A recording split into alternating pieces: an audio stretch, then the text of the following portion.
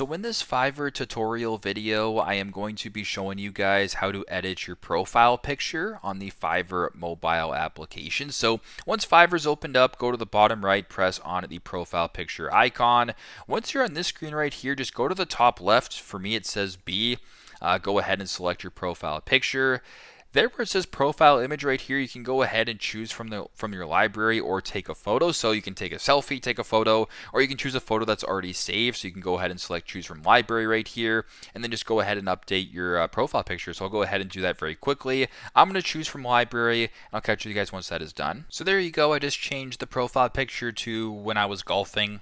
Not too long ago right there. So there's my new profile picture. Super simple, just select a photo and it'll update accordingly. So pretty simple, pretty straightforward. That's how to edit your profile picture on the Fiverr mobile application. Thanks again for watching, and I hope this video helps.